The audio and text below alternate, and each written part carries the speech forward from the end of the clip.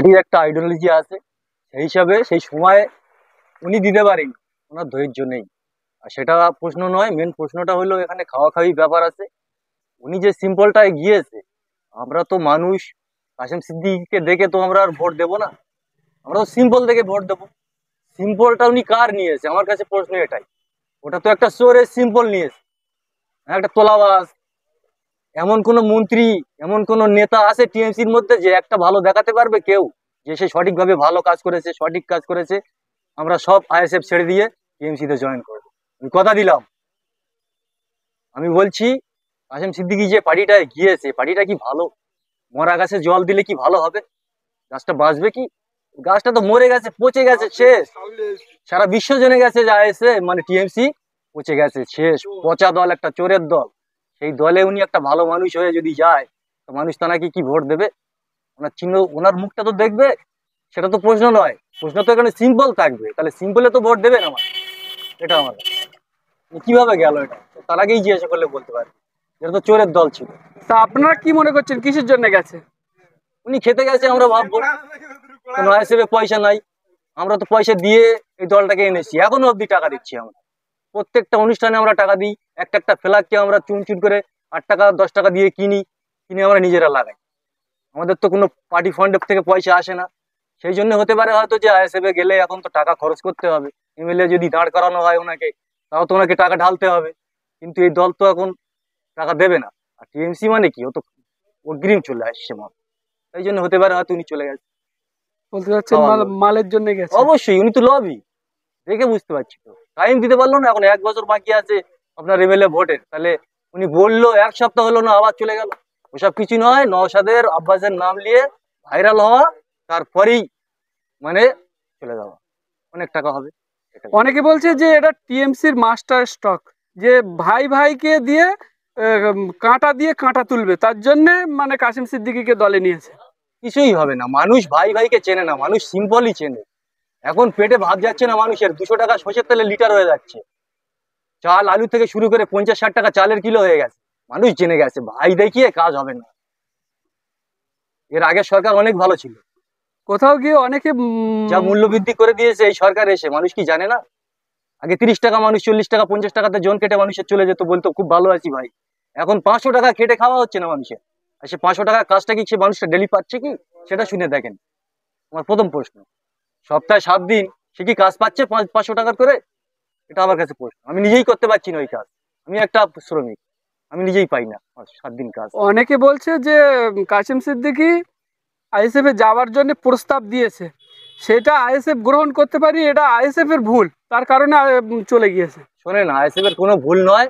ISF এর একটা rules আছে, হ্যাঁ, একটা মানে ডাইলজি আছে, যেখানে সেই হিসাবে কাজ হচ্ছে। বহুত মানে ব্যাপার আছে, ওর কেন্দ্র অফিস আছে, সেখানে যেতে হবে, সবার সঙ্গে আলোচনা করে তারপরে একটা ডিসিশন নিতে হয়। উনি বলে দিল আমাকে ইমেলে দিয়ে দেন, দিয়ে দেবে। আমরা এই 2021 থেকে খাটছি। আমি আমি কচুয়া থেকে বলছি, 154, আমি বুথ সম্পাদক। তো আমি এতদিন ধরে খেটে আসছি, হঠাৎ কেউ আমার বুথে চলে আসলো, বলছে আমাকে এই প্রেসিডেন্টটা দিয়ে দিত, তাকে কি মানুষ দিয়ে দেবে? এটা প্রশ্ন আমার কাছে। এতদিন ধরে যারা খাটছে তাদেরকেও তো ডাকতে হবে, তাদের কাছে শুনতে হবে যে ভাই দেখেন এই বলছে, আলোচনা হয়েছে, এর জন্য কি করা যায়, তারপরে একটা ডিসিশন নেওয়া হবে। হুট করে বললো, হুট করে চলে গেলে কি হয়ে যায়? কচির হাতের পিঠা নয় যে দে বাবু একটু খেয়ে নি বলে খেয়ে নিলে হয়ে গেল। সময় লাগে ভাই, সময় লাগে। বেশ, আপনার পরিচয়? আমি কচুয়া বুথ সম্পাদক, 154 নম্বর বুথ, নাম? কচুয়া থেকে। নাম ফাইজাল আমিন মোল্লা। জি, দেখছি যে গত কয়েকদিন আগে পীরজাদা কাসেম সিদ্দিকী তিনি বললেন যে আইএসএফ যদি তানাকে টিকিট দেয় বা দাঁড়াতে দেয়, তাহলে ক্যানিং থেকে তিনি ভোটে দাঁড়াবেন। জি। 1 মাস পার হতে না হতে তিনি আবার টিএমসি তে জয়েন করলেন, বা তানাকে তৃণমূলের সাধারণ সম্পাদক পদে বসিয়ে দিল। জি। তাহলে আইএসএফ এর কতটা ক্ষতি হতে চলেছে, আপনারা কি মনে করছেন? বিষয়টা দেখুন, আইএসএফ এর ক্ষতি বা তৃণমূলের লাভ, বিষয়টা এমন নয়। মেন বিষয় হচ্ছে তিনি পীরজাদা, তিনি ফুরফুরা শরীফের একজন পীর। প্রত্যেকে তানাকে সম্মান করে, আমরাও তানাকে সম্মান করি। কিন্তু তিনি যখন পীরজাদা থেকে একটা প্ল্যাটফর্মে আসলেন, রাজনৈতিক প্ল্যাটফর্মে, আগে রাজনৈতিকটা বুঝতে হবে।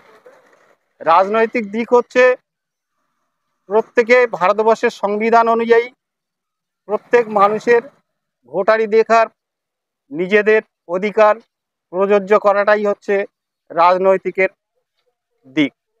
সেই ক্ষেত্রে উনি যে বিষয়টা নিয়ে হয়তো ভেবেছেন, নওশাদ সিদ্দিকী ৪২ দিন জেল খেটেছে, তাঁর একটা বিশাল ফ্যান ফলোয়ার আছে। আমি হয়তো তৃণমূল দলে জয়েন করলে আমারও বিশাল ফ্যান ফলোয়ার হবে এবং আমি সাধারণ মানুষ আমাকে বাহবা দেবে। বিষয়টা তেমন নয়। বিষয়টা হচ্ছে এই পর্যন্ত ২০১১ থেকে আজ ২০২৫ উনি যে দলে নাম লিখিয়েছেন সেই দলের যে যত দুর্নীতি বা সর্ববিষয়, এক্ষুনি কয়েকটা বিষয় যেমন সরকার তিনি দায়বদ্ধ এবং চুরির দায়ে তিনি আবদ্ধ, সেই সব বিষয়ে তিনি যদি ভাবতেন। সব থেকে বড় বিষয় হচ্ছে বর্তমানে এক্ষুনি কেন্দ্র সরকার যে ওয়াকফ বিল নিয়ে সাধারণ মুসলিমদের উপরে যে এটা নিয়ে আসতে চাইছেন, সেই জায়গা আন্দোলন করার সুযোগ উনি যে দলে নাম লিখিয়েছিলেন সেই দলের যিনি মুখ্যমন্ত্রী হয়ে আছেন তিনি যে কথা বলেছেন যে আন্দোলন করতে গেলে দিল্লি চলে যেতে হবে, আমি বলবো পীরজাদাকে তিনি যদি এই কথাটুকুও ভাবতেন তাহলে কিন্তু তিনি সেই দলে, তৃণমূলের দলে নাম লেখাতেন না। তার কারণ আমাদের যে ওয়াকফ বোর্ডে যে সম্পত্তি যা তছরূপ হয়েছে এবং যেসব নেতারা এইসব তছরূপের জড়িত, প্রত্যেকেই কিন্তু উনি যে দলে নাম লিখিয়েছেন সেই দলের তদন্ত করলে পাওয়া যাবে সেই দলের প্রচুর নেতা ওয়াকফ বোর্ড সম্পত্তিতে তিনি জড়িয়ে পড়বেন তানারা। তাই আমরা সাধারণ মানুষ হিসাবে একটা কথা বলবো, তিনি হয়তো তানার মত হিসাবে তিনি গেছেন, সেটা তানার বিষয়, আমাদের বিষয় নয়। আমরা সাধারণ ভোটার, সেই হিসেবে হয়তো দেখা যায় আপনি যেটা বললেন আইএসএফ এর ক্ষতি হবে, আইএসএফ এর তুলনামূলকভাবে কিছুই ক্ষতি হবে না। তার কারণ ভোটাররা প্রত্যেকেই জানে, আর এখন প্রত্যেক ভোটাররা সজাগ, তারা জানে কোন জায়গাটায় ভোটটা দিলে কোন দলকে ক্ষমতায় আনলে রাজ্য ভালোভাবে চলবে, সেটা ভোটাররাই জানে। তাহলে আপনারা কি মনে করছেন কিসের জন্য ওই দলে গিয়েছে?